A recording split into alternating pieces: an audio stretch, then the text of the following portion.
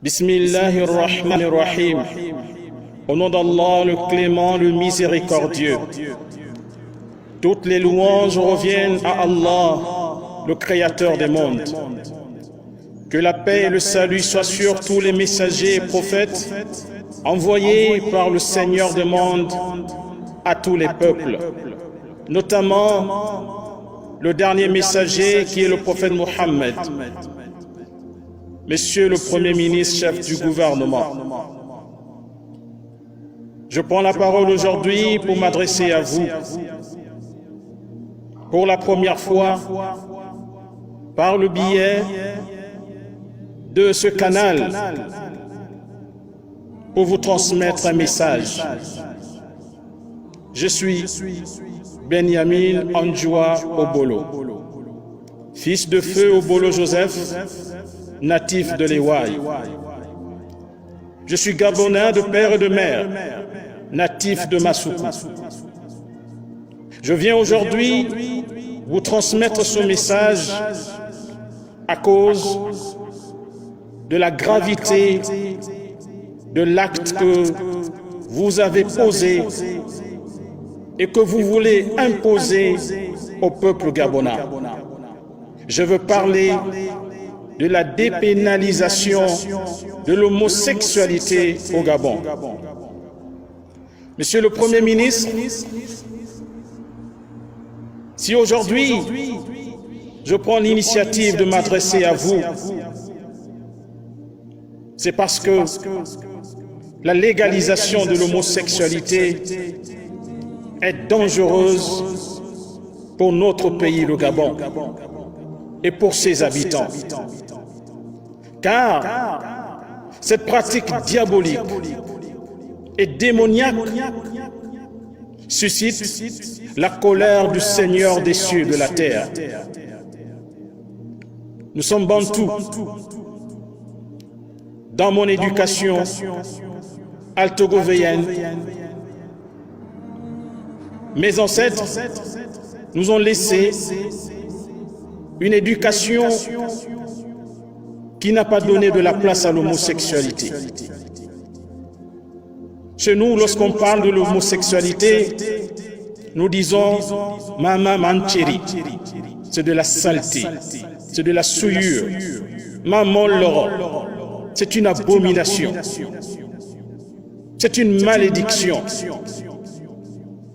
Monsieur le Premier ministre, dans mon enfance, j'ai reçu une éducation chrétienne. Jusqu'à une bonne partie de ma jeunesse. Et dans le christianisme, j'ai appris que l'homosexualité est une abomination. Et le Seigneur de l'univers, pourtant miséricordieux, clément, a réservé la peine capitale, c'est-à-dire la peine de mort, à l'auteur de l'homosexualité. C'est cette éducation que j'ai reçue lorsque j'ai été catholique, lorsque j'ai été éduqué dans les écoles catholiques. Ensuite, après ma conversion à l'islam, lorsqu'Allah m'a guidé dans ce droit chemin, j'ai décidé de faire des études de théologie. Bénéficiant d'une bourse, j'ai étudié au Royaume d'Arabie Saoudite, dans la ville sainte de Médine. Dans l'université islamique de Médine, je suis sorti de cette université nanti d'un diplôme en théologie. Et dans cette éducation que j'ai reçue, à travers le Coran et à travers la tradition du prophète Mohammed, paix et salut sur lui, l'islam a été catégorique, ferme, par rapport à la condamnation de l'homosexualité. À cet effet, le prophète Mohammed, paix et salut sur lui, a maudit les homosexuels. Il a dit qu'Allah maudisse ceux qui pratiquent la pratique du peuple de l'autre, c'est-à-dire la malédiction. Il a répété cela 3 fois. Ensuite, tout comme dans les anciennes législations, la législation islamique a réservé la peine capitale à celui qui pratique l'homosexualité. C'est pourquoi le prophète, paix et salut sur lui, a dit: si vous rencontrez ceux qui pratiquent la pratique du peuple de l'autre, tuez celui qui pratique ça, que ce soit celui qui joue le rôle de la femme ou le rôle de l'homme. Les Écritures saintes se retrouvent, que ce soit dans la Torah ou dans le Coran, à travers cet enseignement du prophète Mohammed. Dieu a réservé la peine capitale à ceux qui pratiquent l'homosexualité. Monsieur le Premier ministre, vous vous dites aux religieux croyants, avez-vous appris l'histoire de Lot? Ce peuple qui est le premier à pratiquer cette abomination sur la terre. Mais quelle a été la fin de ce peuple? Dieu nous enseigne qu'il déversa sur eux des pierres de feu. Il anéantit ce peuple. Sa colère était terrible à l'égard de ce peuple. Parce que l'homosexualité est une ingratitude à l'égard du Créateur des cieux et de la terre. Ce Seigneur qui nous a accordé tant de bienfaits.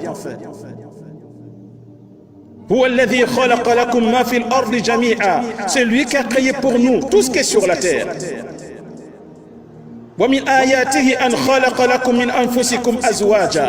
Et parmi les signes de sa grandeur, il a créé pour vous, à partir de vous, des épouses. Pour que vous trouviez la tranquillité auprès d'elles, vos épouses. Et il a mis entre vous de l'amour et de l'affection. Lequel donc des bienfaits de notre Seigneur allons-nous nier? Monsieur le Premier ministre, notre beau pays, le Gabon, a été gratifié par notre Seigneur. Notre Seigneur a privilégié le Gabon par rapport à bien d'autres pays, à travers sa faune et sa flore, et à travers toutes les richesses que le Seigneur a déversées dans ce pays. Au lieu de faire preuve de gratitude à l'égard de notre Seigneur, allons-nous attirer sur nous la colère du Seigneur des mondes? J'ai eu le privilège de parcourir les 9 provinces du Gabon. Oui, j'ai beaucoup remercié Allah, notre Seigneur, de nous avoir donné un si beau pays, avec tant de merveilles. Et aujourd'hui, dans ce pays, Dieu vous a élevé. Dieu a fait de vous un privilégié parmi les privilégiés de ce pays. Soyez reconnaissants à l'égard de votre Seigneur, mais ne déclarez pas la guerre au Créateur des mondes. C'est pourquoi, Monsieur le Premier ministre, je voudrais vous rappeler que lorsque notre pays, le Gabon, traverse des moments critiques, vous, les gouvernants, vous contactez les religieux que nous sommes, afin que nous prions pour le Gabon. Dans quel objectif? Dans l'objectif de préserver cette paix, de préserver la stabilité du Gabon. Et nous l'avons toujours fait, Monsieur le Premier ministre. Nous avons toujours prié pour notre pays. Nous avons prié pour que le Créateur des mondes préserve notre pays des troubles. Alors comment comprendre qu'après cela, vous avez le courage de défier le Créateur des mondes en voulant imposer une loi diabolique, satanique, reprouvée et détestée par tous les Gabonais. Vous voulez créer les conditions favorables à la punition du Seigneur des mondes? Monsieur le Premier ministre, il me plaît de vous rappeler que depuis 4 mois, nos mosquées sont fermées. Pourquoi ces mosquées sont fermées?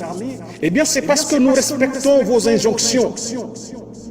Dans le cadre de la lutte contre la Covid-19, vous avez pris les mesures salutaires pour que notre pays soit préservé.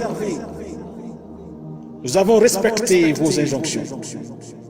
Depuis bientôt 4 mois, les mosquées sont fermées. Par respect pour vous et par respect pour l'autorité que vous incarnez. Oui, nous vous avons respecté. Vous avez mis en place des mesures barrières qui sont internationales. Vous nous avez recommandé de les mettre en application et nous les respectons. Avant de sortir chez nous, nous mettons ces masques pour nous protéger et protéger les autres. Comment après cela, pour un petit virus, vous avez pris toute cette bagatelle de mesures pour fuir la mort? Et aujourd'hui, vous voulez prendre une mesure pour avoir la malédiction de Dieu? Monsieur le Premier ministre, êtes-vous conscient de ce que vous avez pris comme décision?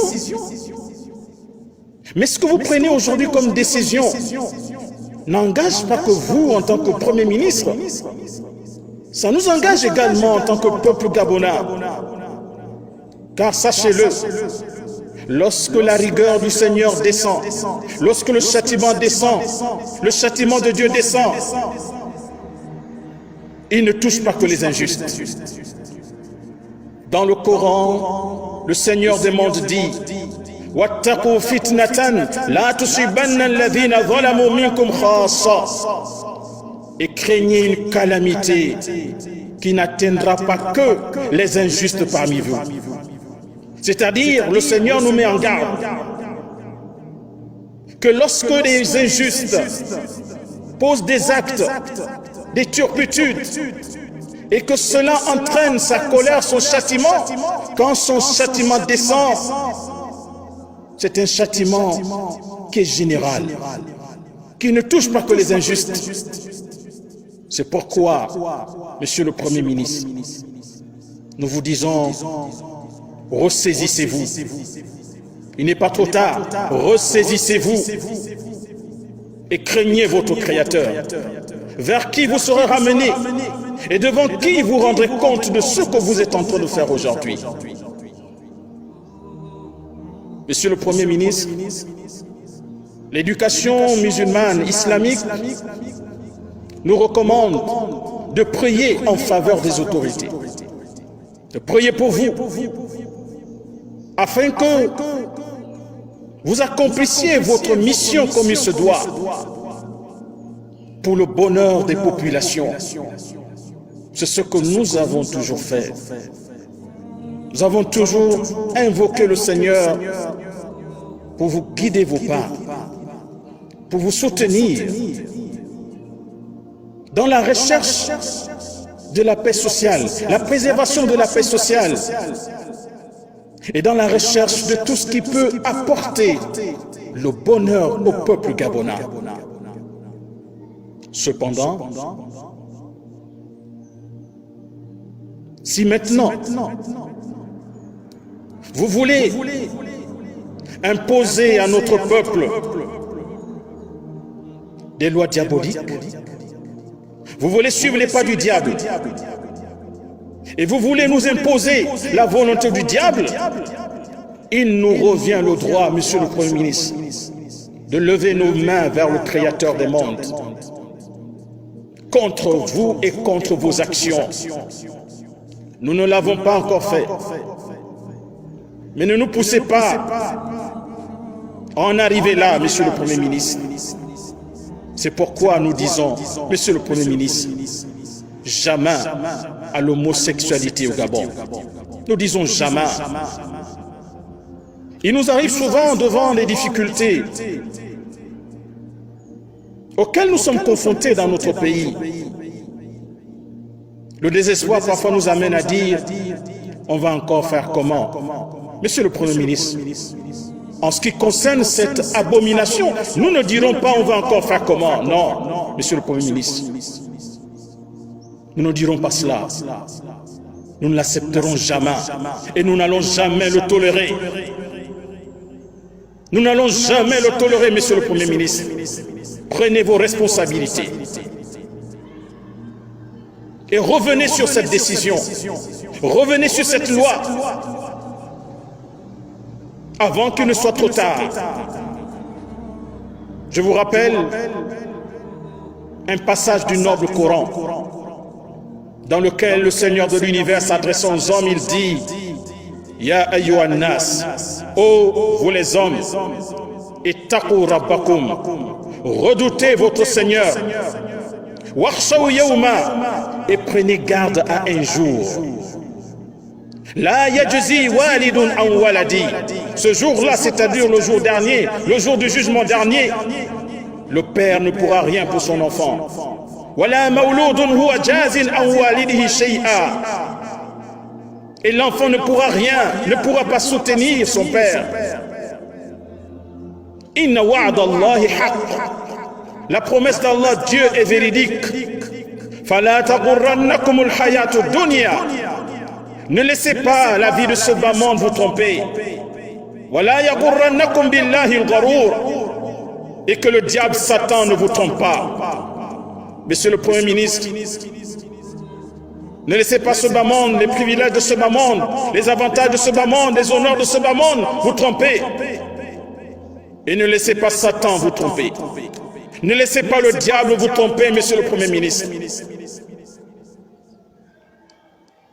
Revenez à Dieu, demandez-lui pardon et retirez cette loi que nous n'allons jamais accepter, Monsieur le Premier ministre. Retirez cette loi. Et nous demandons pour la fin de notre message à tous nos concitoyens, où qu'ils soient, ensemble mobilisons-nous pour dire non à l'homosexualité au Gabon, non à la dépravation des mœurs au Gabon, non à la loi du diable dans notre pays, le Gabon. À tous, je vous demande de partager au maximum ce message. Partagez ce message afin que ce message puisse parvenir à nos dirigeants et qu'ils puissent prendre des décisions qu'il faut, et revenir sur cette décision qui consiste à vouloir imposer cette abomination au Gabon. Je vous remercie. J'ai espoir en vous, Monsieur le Premier ministre. J'ai espoir en vous, puisque vous avez dit que vous êtes religieux. Alors j'ai espoir en vous. C'est mon premier message, Monsieur le Premier ministre. Je vous remercie et je demande au Créateur de l'univers de toucher votre cœur et de toucher le cœur de tous les décideurs, les parlementaires, les sénateurs, que Dieu touche vos cœurs. Merci beaucoup, que Dieu préserve le Gabon de cette abomination.